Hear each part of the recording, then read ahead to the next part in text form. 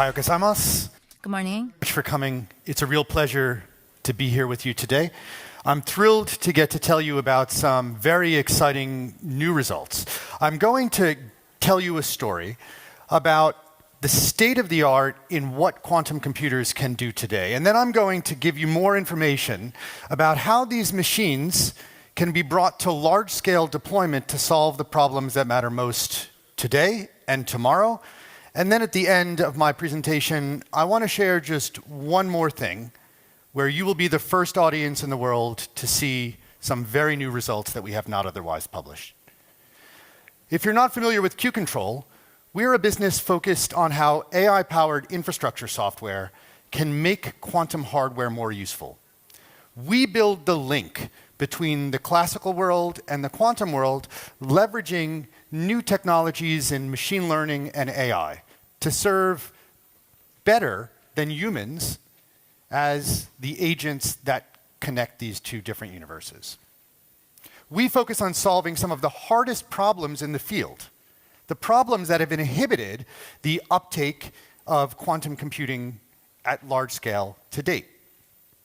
We were very excited that just recently we were recognized by Time magazine as one of the top 10 most influential New Frontiers businesses between our friends at IBM Quantum and SpaceX. So we were in very good company, and we're very proud of the recognition we also received from the New York Stock Exchange. Our primary focus as a business for the last 6 or 7 years has been on developing technologies leveraging AI to overcome the problem of error in quantum computing. We deal with this in many different ways, but the products that we have brought to market today focus on error suppression, technologies that prevent errors, the real bottleneck in quantum computing, from ever occurring. And these have delivered really transformational benefits for end users, measured not in percent, but in orders of magnitude. With our software, you can run circuits that are 10 times deeper. You can reduce compute costs by 1,000 times because each execution is so much more likely to give you the correct answer. And ultimately, the computational accuracy increases by more than 1,000 times, as benchmarked internally by our team, by our hardware partners, and by our end users, as some of you may have heard yesterday in the case study from Riken. We brought this technology public for the first time at the end of 2023 when we natively integrated with IBM. We were the first independent software vendor to ever have a native software integration with any quantum cloud platform.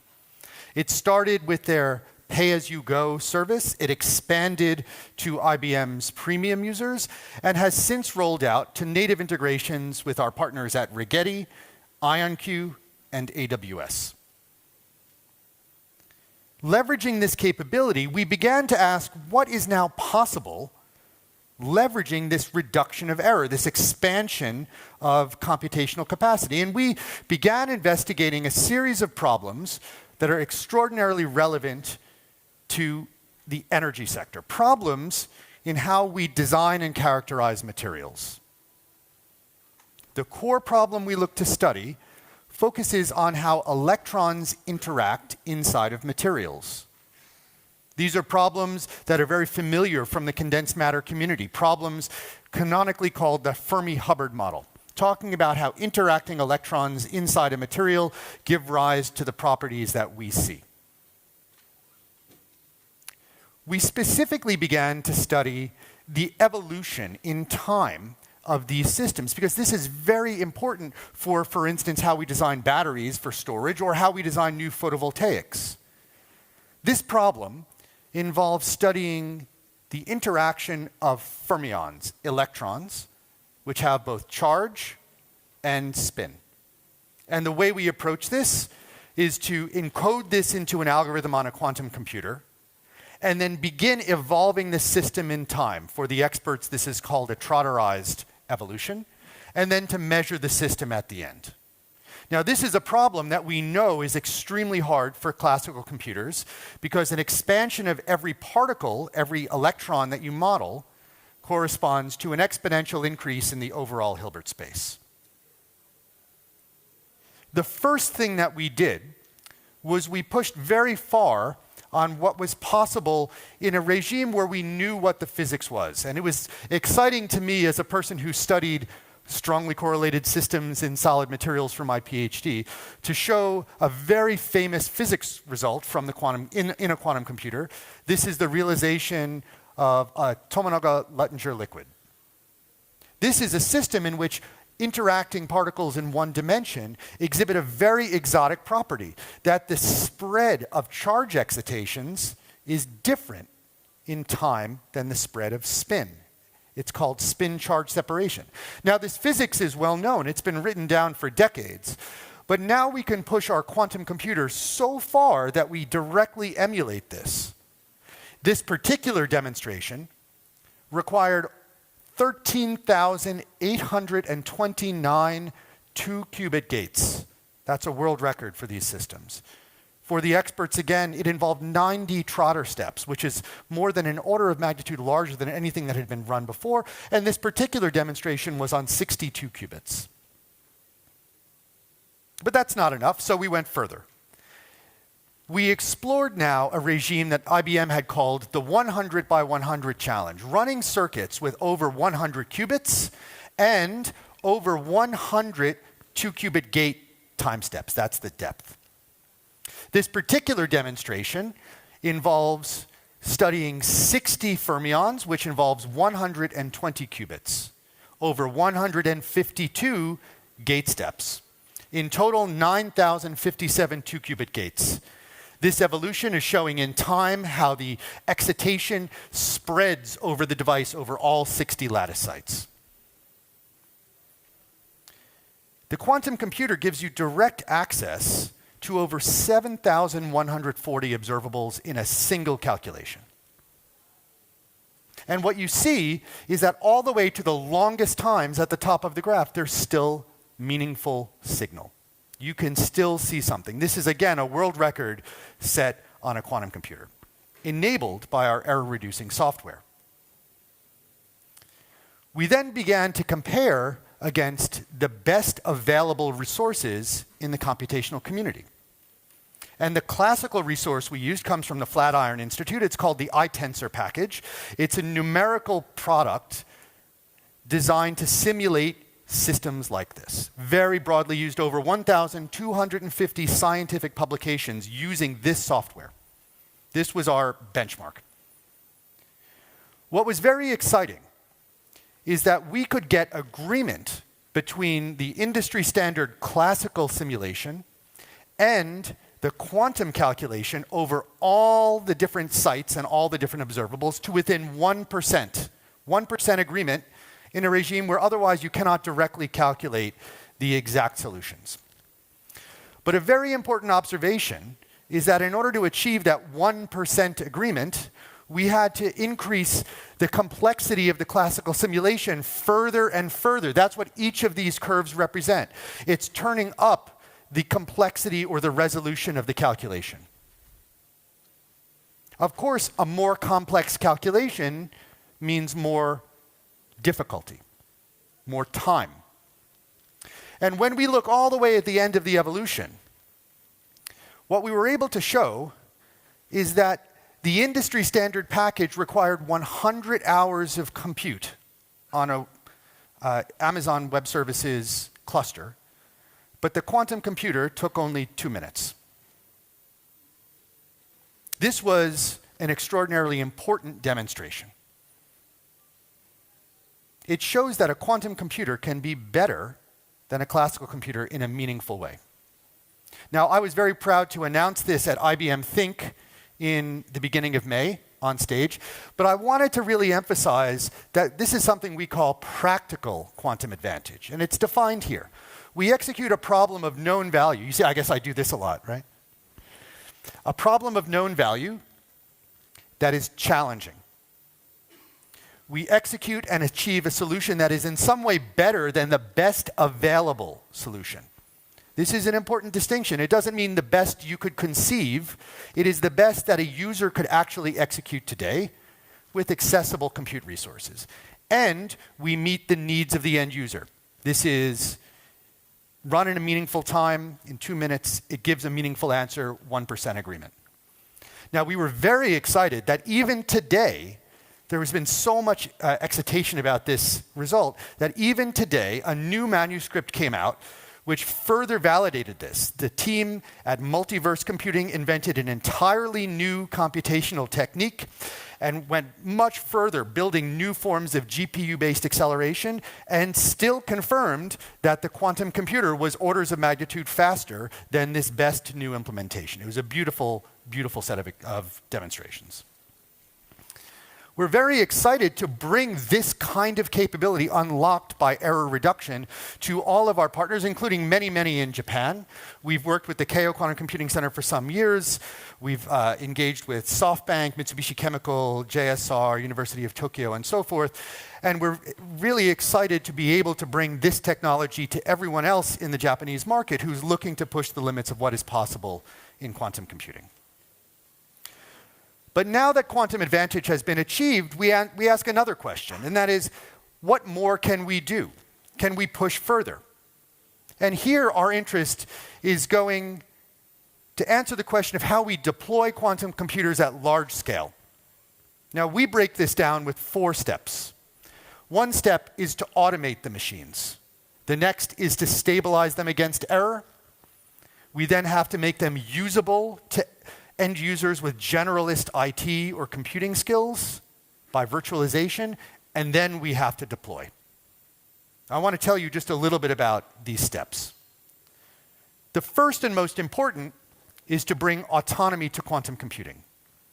As anybody here who builds quantum computers or works with them knows, they are very temperamental. They generally will come with a team of 5 PhDs to manage them, to turn them on, to maintain them. And that is not at all how your mobile phone works, or how a laptop works, or even how a supercomputer works. So we have focused on physics-informed AI to bring autonomy to these systems.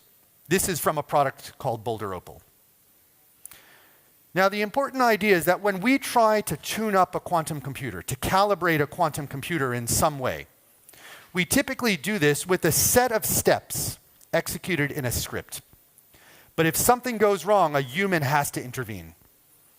Our autonomous agents are able to decide on their own what new experiments to do in order to resolve that.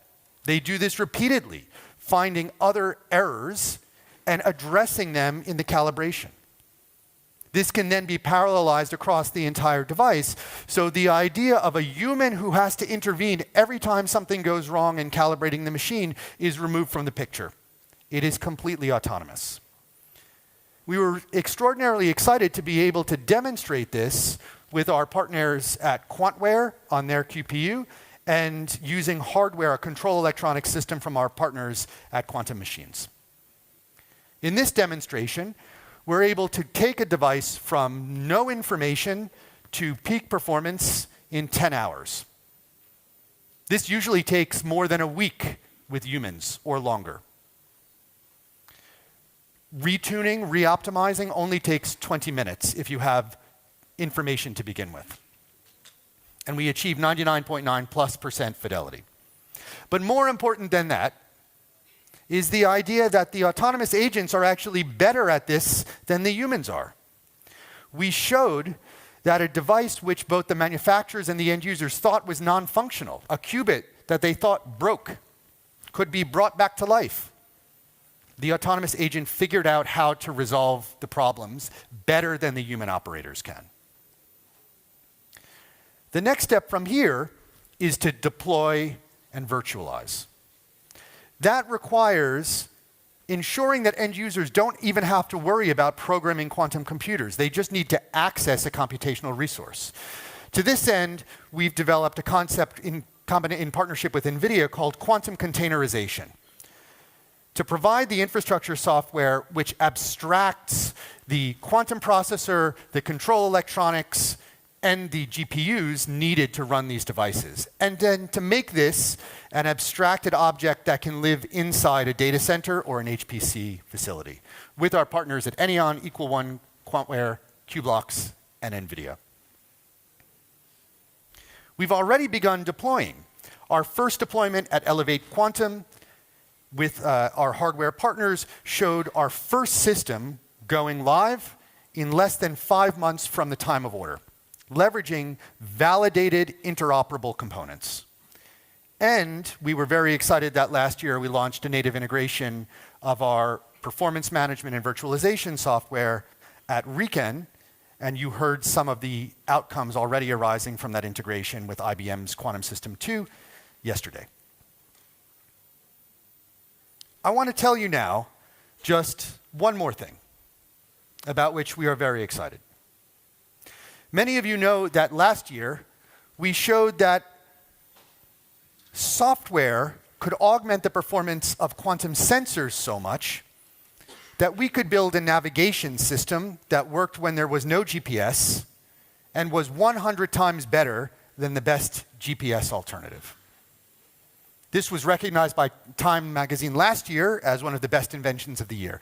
And you see in these real data from a real airplane flight that the true GPS position in white is almost directly overlaid by our estimate in purple, but the best GPS alternative gets further and further away. This is quantum navigation, shown to deliver true commercial quantum advantage in the air. And because we use software to stabilize the hardware, we can make it small enough to fit in unmanned drones.